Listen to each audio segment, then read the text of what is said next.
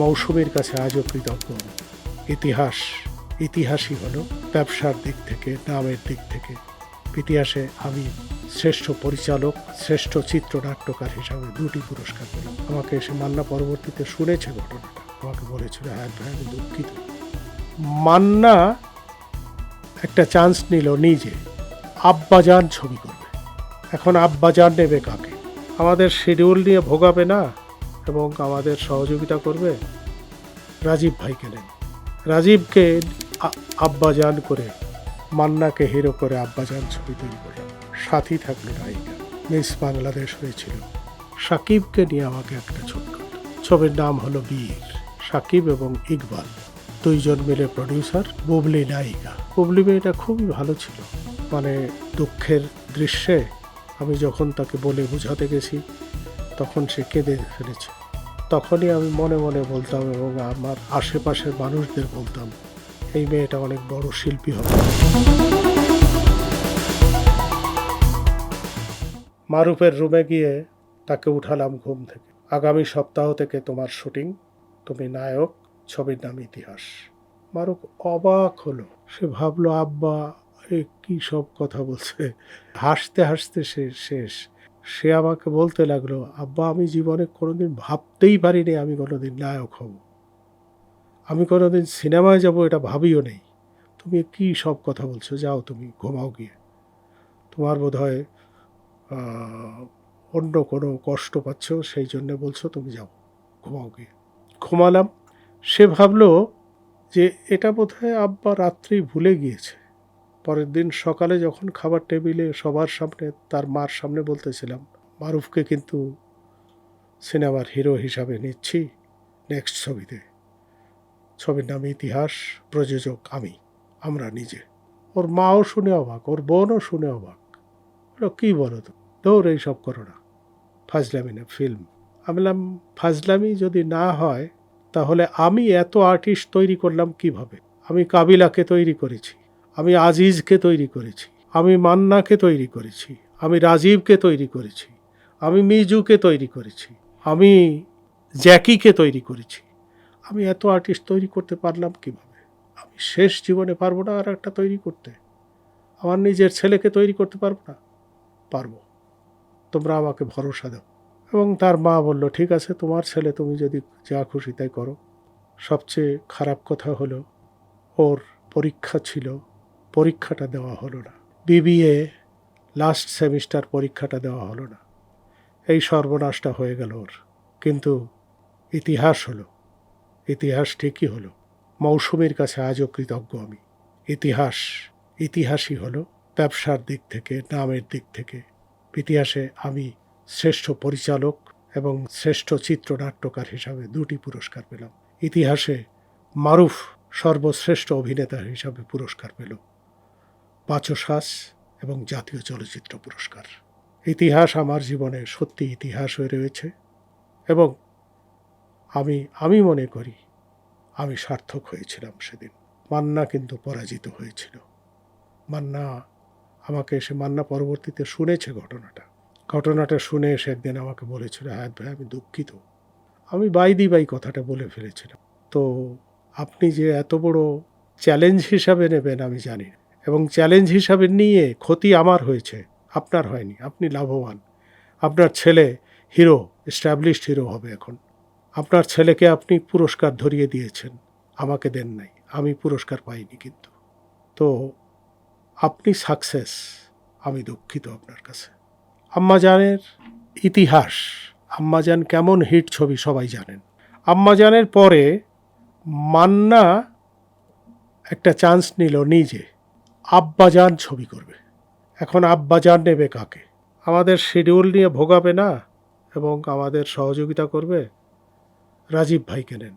রাজীবকে আব্বাজান করে, মান্নাকে হিরো করে আব্বাজান ছবি তৈরি করলাম। সাথী থাকলো নায়িকা, মিস বাংলাদেশ হয়েছিল।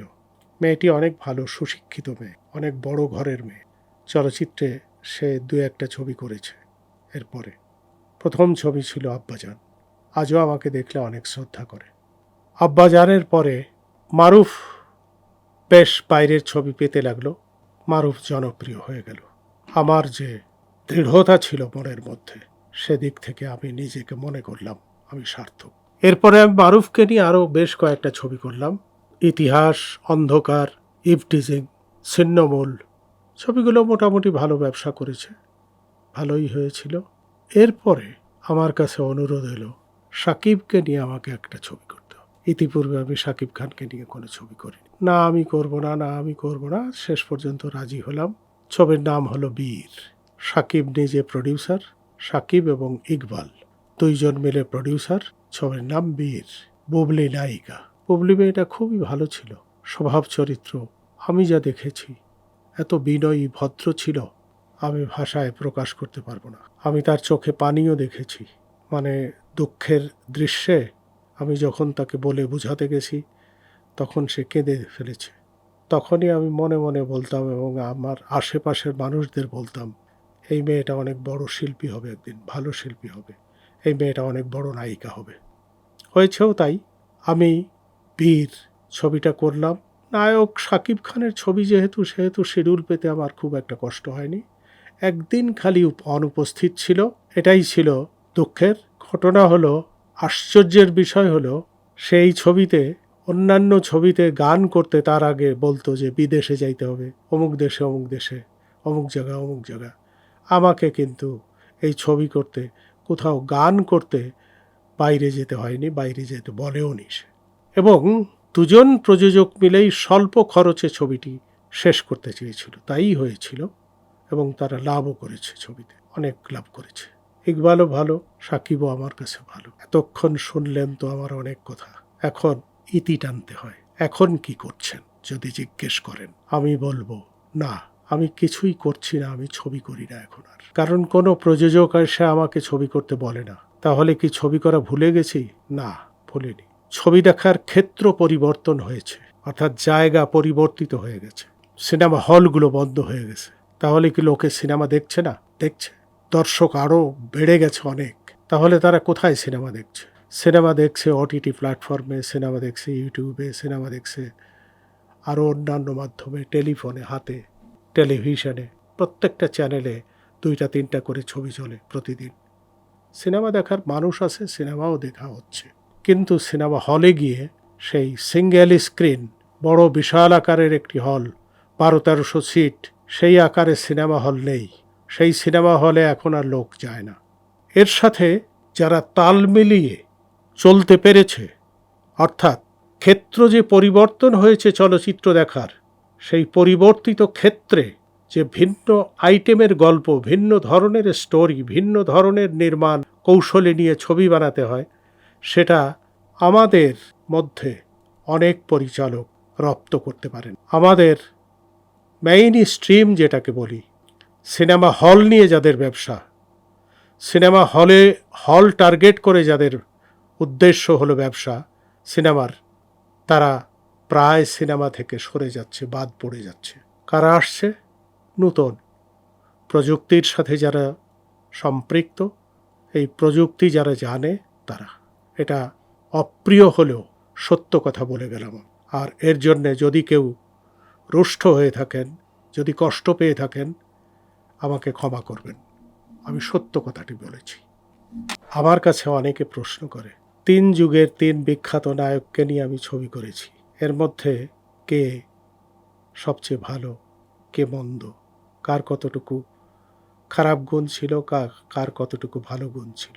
একেবারে নিরেট সত্যি কথা বলবো, আমার সাথে সবার সদ্ভাব ছিল এবং আমার সাথে সবাই সম্মান করে কথা বলেছে।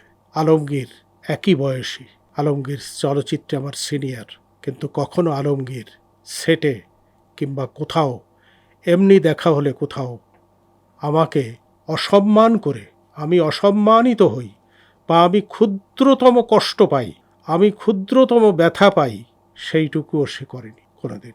ইভেন ইলিয়াস কাঞ্চনকে 2-3টে ছবি করেছি ইলিয়াস কাঞ্চনকে নিয়ে। ইলিয়াস কাঞ্চনও কখনো আমাকে ছোট মনে করে নাই এবং অনেক বড় মনে করেছে। মান্না তো অসাক্ষাতে সব জায়গায় বলেই ফেলত, কাজী হায়াৎ আমার পিতা। কাজী হায়াৎ তার চলচ্চিত্রের পিতা, এ কথা অপ্রিয় হলেও সত্য। কারণ সেই মোহাম্মদপুর ঘর থেকে টেনে এনে তাকে নায়ক বানিয়েছিলাম, তাকে প্রতিষ্ঠা দিয়েছিলাম, তাকে সারা দেশব্যাপী পরিচয় করিয়েছিলাম, এবং তার মৃত্যুতে আপনারা দেখেছিলেন আমার কান্না, সেই সাথে দেখেছিলেন তাদের জনপ্রিয়তা, তার জনপ্রিয়তা, আকাশ ছোঁয়া জনপ্রিয়তা। সবাই দেখে অবাক হয়েছিল, মান্না এত জনপ্রিয়, এত মানুষ মান্নাকে পছন্দ করত। তারপর সব শেষে বলতে হয় বীর শাকিব খান। শুনেছি শাকিব খান অনেকের ছবি বন্ধ হয়ে আছে, অনেককে শিডিউল দেয় না, ভোগায়, সময় মতো আসে না। না, আমার বেলায় তা হয়নি। আমার বেলায় একদিন অনুপস্থিত ছিল, তাও কারণ ছিল, সেই দিন সে জাতীয় চলচ্চিত্র পুরস্কার পেয়েছিল তার আগের দিন রাত্রে। সেই দিন সে অনেক রাত জেগে আনন্দ ফুর্তি করেছে তার বন্ধুদের সাথে, যার ফলে তার পরের দিন সে শুটিংয়ে অ্যাটেন্ড করতে পারে নাই। সে দুঃখ প্রকাশ করেছে। আমার ছেলে কাজী মারুফ, সে তো আমারই ছেলে, অনেক সম্মান করে, তবু পরিচালক হিসাবে অনেক সম্মান করত। সে যুগ এ যুগ মিলিয়ে সবাইকে, সবার জন্যে রইল আমার দোয়া, ভালোবাসা, তাদের কল্যাণ কামনা করা। মৃত মান্নার যেন আত্মার শান্তি পায়, আমার শ্রেষ্ঠ চলচ্চিত্রের শ্রেষ্ঠ রাজীব, তার দেহ, তার আত্মা যেন শান্তি পায়, আমার মিজুর আত্মা যেন শান্তি পায়। আল্লাহ তুমি এদের বেহেশত নসিব করো। আল্লাহ, এরা যদি কোনো পাপ করে থাকে তাদের ক্ষমা করে দিও, আমাকেও ক্ষমা করে দিও, আমাকেও ক্ষমা করে দেবেন আপনারা সবাই। আমি হয়তো রাজীব, মিজু এদের মতোই একদিন থাকবো না, সেদিন আমাকে নিয়ে ভাববেন, সেদিন আজকের হাত জোড় করার কথাটা মনে রাখবেন যে আপনাদের কাছে আমি ক্ষমা চেয়ে গেছি, আমার প্রতি আর কোনো কষ্ট নেবেন। সবাইকে ধন্যবাদ।